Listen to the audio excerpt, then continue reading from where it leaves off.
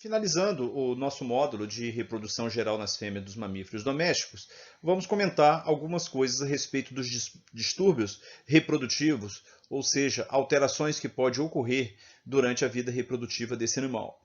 Logicamente, estamos aqui somente para fazer uma ilustração dos temas que estudamos em fisiologia, até porque vocês terão muitas disciplinas pela frente que têm como ementa o estudo dos distúrbios reprodutivos. Chegamos a considerar, quando falamos em puerpério, sobre a eficiência reprodutiva na vaca. E vamos continuar tecendo mais comentário a respeito da vaca, pois é o animal que utilizamos como modelo para estudar a reprodução. Essa eficiência reprodutiva da vaca significa dizer o máximo da produção durante a sua vida útil. E chegamos a comentar que o melhor índice para avaliar a eficiência reprodutiva da vaca é o intervalo entre parto, que idealmente deve ser de 1 ano. Mas não podemos deixar de considerar que essa eficiência reprodutiva também vai incluir a longevidade reprodutiva desse animal. E, logicamente, vamos imaginar que quanto mais cedo entrar na vida reprodutiva, mais tempo esse animal terá para reproduzir. E isso significa maior longevidade reprodutiva. Essa longevidade reprodutiva, como dito, ela está intimamente relacionada com a precocidade reprodutiva. E como o início da vida sexual, a vida reprodutiva do animal é a puberdade, então a idade que esse animal chega à puberdade é extremamente importante para essa característica da eficiência reprodutiva chamada de longevidade. Estudamos, de um modo geral, que vários fatores interferem na reprodução do animal. Tanto vai interferir no momento em que esse animal está em reprodução, em franca reprodução, assim como no início da reprodução. Como aqui estamos falando do início da puberdade, nós sabemos que esses fatores que influenciam o hipotálamo podem representar um atraso na entrada da vida reprodutiva e causar prejuízo econômico. Da mesma forma, se bem trabalhados, se bem manejados e bem utilizados esses fatores que influenciam no funcionamento do hipotálamo, nós vamos poder ter também uma antecipação da entrada na vida reprodutiva. Vimos, basicamente, que a genética, a nutrição, a luz, o ambiente social e o estresse são fatores que influenciam na vida reprodutiva. Logicamente, existe genética de maior antecipação na vida reprodutiva. Se a gente comparar o gado bovino, o Bos taurus e o Bos índicos, nós vamos ver que o Bos taurus, o gado europeu, é mais precoce na entrada na reprodução. A puberdade ocorre de modo mais precoce. Muitas vezes o acasalamento é interessante para garantir essa maior longevidade e essa antecipação na reprodução das fêmeas. A nutrição, como sempre, importante para a estimulação do hipotálamo. A luz, extremamente importante também. O ambiente social, e aí nós vamos chamar atenção para aquela convivência com animais da mesma idade, a convivência entre machos e fêmeas, por conta da presença das feromonas. Maior quantidade de feromonas, maior estimulação hipotalâmica. E sempre lembrando que o estresse é sempre um depressor da reprodução. Então, animais muito estressados, com excesso de trabalho antes da entrada da puberdade, naturalmente vão demorar para entrar nessa puberdade. Uma vez dominado esses fatores, o hipotálamo tem condição de liberar o GNRH, como vimos, que atua na hipófise, liberando as gonadotrofinas, que são FSH e LH, que atuam nos ovários, levando à produção de folículos, crescimento folicular com produção de estrogênio, que é o hormônio do cio, e que faz um feedback positivo com o LH para que haja ovulação no local do folículo rompido, inicialmente um corpo hemorrágico, depois um corpo lúteo produtor de progesterona. Isso garante, então, a reprodução desse animal. Na vida adulta, algumas coisas vão poder ocorrer. Entre elas, o anestro, a patologia ovariana, a patologia uterina e o distúrbio na gestação, parto e puerpério. Esses são os distúrbios, então, que pode ocorrer na vida do animal. O anestro, ele significa a ausência do estro, ausência de comportamento estral e, no Brasil, principalmente, muito associado com a deficiência alimentar. Animal desnutrido tende, num primeiro passo, suspender a reprodução. Também, na vida adulta desses animais, é comum a ocorrência de patologias ovarianas. Entre as patologias ovarianas, as mais frequentes são os cistos. Nesse caso aqui, um cisto luteinizado e, nesse caso, um cisto folicular. Vamos estudar isso aí na fisiopatologia da reprodução. Independente de que cisto estamos falando, esse cisto vai interferir na vida reprodutiva desse animal e significar a não reprodução. Há também, como patologia ovariana, situações de má formação da gônada, situações de tumores de granulosa e teratomas e outros tumores podem ocorrer, e outras disfunções ovarianas também que vocês estudarão no movimento oportuno. Aqui é só uma ilustração. O útero também é sede de distúrbio reprodutivo. Todos os órgãos relacionados com a reprodução podem estar num dado momento comprometido, e isso significa uma redução ou uma alteração ou mesmo interrupção do processo reprodutivo. Entre as patologias uterinas, a literatura cita os casos de má formação anatômica dessa estrutura, os problemas de infecções uterinas, a presença de tumores, além de outras patologias uterinas. Nessa imagem, mostrando um corrimento purulento vulvar, o que é um indício de infecção uterina. As infecções uterinas, se acomete o endométrio, é uma endometrite, se acomete o miométrio, já é uma endometrite, e pode chegar a uma parametrite, e se houver acumulação de pus, é chamada de piometrite. Outras patologias que ocorrem, como por exemplo nessa imagem, mostrando um feto que veio a óbito, houve uma absorção do líquido e ele mumificou. Então isso é chamado de feto mumificado. Há situações onde ocorre a morte fetal e ocorre uma maceração desse feto, com contaminação bacteriana, com enzimas líticas, o tecido cárneo desse feto ele é digerido e o tecido ósseo, então, ele é mantido. Então, a palpação, isso é fácil pela crepitação, é observar a crepitação, e se esse animal for abatido e aberto, vamos encontrar, então, vários ossos aí dentro. É uma patologia uterina que chamamos de maceração fetal. Durante a gestação, também é outra etapa da reprodução, onde nós podemos ter distúrbios. Uma delas é a interrupção. Um dos distúrbios é a interrupção, que é chamada então de abortamento. Aborto costuma ser aquilo que cai lá no chão. Aquilo é o aborto. O abortamento é o ato em si. Pode ainda existir prolapso uterino, prolapso vaginal, prolapso cervical e outras patologias aí podem ocorrer durante a gestação.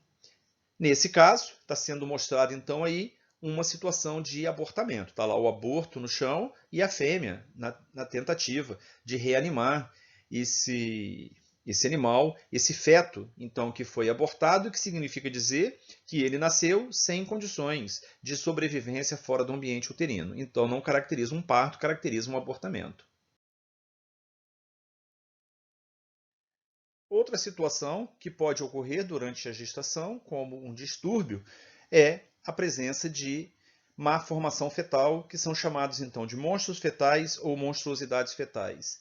Nesse primeiro conjunto de imagens, a gente observa a presença então ou a ocorrência do diprosopus bovino, o que significa dizer presença de feto com duas cabeças. Cada monstruosidade recebe um nome e normalmente ainda na língua latina.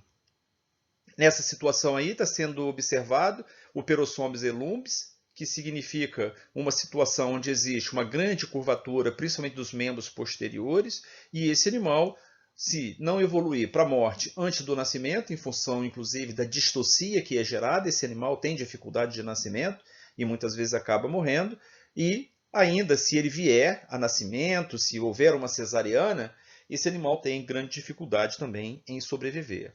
Também é possível que esse animal tenha uma curvatura exagerada e um enrijecimento exagerado das articulações das vértebras, e esse animal, então, muito encurvado e enrijecido, esse animal também tende a não ter o nascimento dele facilitado, muitas vezes indo à própria morte e levando à morte da mãe. E outras situações bastante estranhas, como esse Amorphos globosus, que está sendo mostrado aí praticamente uma bola de couro desse animal.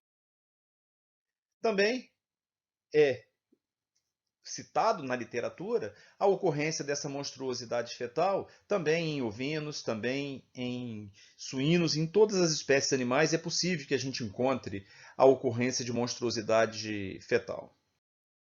Aqui mostrando em bovino a ocorrência de membros parasíticos, né, a ocorrência de um membro a mais nesse animal, que é chamado então de polimelia, como houve inclusive a formação de 2 dedos, então também tem polidactilia. E esse animal, foi a óbito, e é um animal que dificilmente ele passa no canal do parto, então acaba caracterizando um distúrbio da reprodução. Nesse caso aqui, a gente tem um dicéfalo, Dicrus tetrabrachus, o que significa dizer que ele tem 8 membros, significa dizer que ele tem 2 cabeças e ligado pela região do externo. Também uma monstruosidade fetal. Todas essas monstruosidades são raras de ocorrência, mas estão aí e podem representar um distúrbio da reprodução do animal. Essa patologia ou essa monstruosidade já é chamada de esquistossomos reflexo. O que se observa é que não há o fechamento da linha alba na barriga desse animal, no abdômen desse animal, e todas as vísceras, então, são geradas do lado de fora. Aqui a cabeça do animal, a língua dele do lado de fora, os membros, né, bem formados, mas como não houve o fechamento da linha alba, a parte de intestino, estômago, todas as vísceras, então, estão exteriorizadas. Não há condição de sobrevivência desse animal. Durante o parto, também é possível que ocorram distúrbios. Os distúrbios mais comuns durante o parto são as distocias, o parto dificultado. E essa distocia ela tanto pode ser de origem materna, quando a mãe apresenta problemas no trato respiratório, no trato reprodutivo, e esse trato reprodutivo pode ser por deformação óssea e pode ser também por uma falta de movimento, que chama de atonia uterina durante o parto, e com isso, então, esse animal vai ter dificuldade no momento do parto, de expulsar o feto que ele mantém no ambiente uterino. Outras vezes, a distocia, essa dificuldade de parto, ela é de origem fetal. Na maior parte das vezes, é por um posicionamento inadequado desse animal. Nessa imagem aqui, a gente observa a presença de apenas um membro no canal do parto, o que significa um sinal de distocia.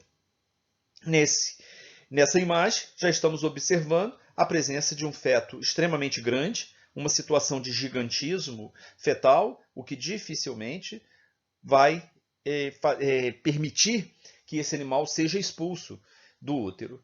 É necessário, nesse caso aqui, que esse animal seja retornado para dentro da cavidade uterina e esse animal sofra um processo de cesariana, para que possa salvar algumas vezes o feto, né, e na maior parte das vezes o que se busca é preservar a vida da mãe. Os distúrbios do parto incluem distocias de origem fetal, como foi dito, e aqui nós temos algumas figuras mostrando o animal que coloca os 2 membros dentro da cavidade, mas ele volta a cabeça para posterior. Esse animal não tem condição de nascimento. A condição de nascimento única é a posição de mergulhador, com os 2 membros dentro do canal do parto e a cabeça entre esses membros. Dessa maneira, há o nascimento facilitado, como vemos quando estudamos aí a gestação. Nessa situação aqui tem uma flexão da articulação do atlas e occipital, né, atlanto-occipital. Esse animal, então, esse equino, não consegue passar pelo canal do parto. Nessa situação, o ovino está com os 2 membros fletidos, voltado para dentro da cavidade uterina e apenas a cabeça no canal do parto, não tem condição de nascimento, é uma posição distóxica também.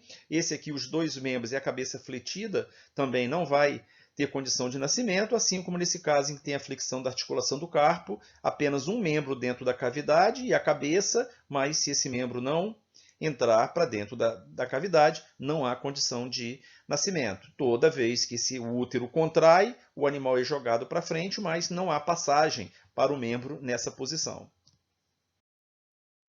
Existem algumas charges aí onde a gente observa uma arapuca, né, para que tire o bezerro lá de dentro, né? Então isso é só uma brincadeira talvez até de mau gosto, porque isso pode ocorrer de fato em propriedades rurais, né, como essa situação aqui de veículo, né, fazendo atração. Toda vez que isso ocorre no real, e isso não é difícil de acontecer, acaba tendo não só a morte do feto, como também morte da mãe, da matriz. Né? O que se recomenda é que se faça manobra obstétrica por pessoa habilitada, médico veterinário preferencialmente, que saiba da posição anatômica para nascimento desse bezerro, a posição de mergulhador, que nós sabemos, e esse animal, se não tem essa posição, temos que criar essa posição, devolvendo o animal para a cavidade uterina e fazendo a manobra obstétrica necessária para que você possa, com a atração de no máximo 2 pessoas, tirar lá de dentro. Com 2 pessoas fazendo a atração,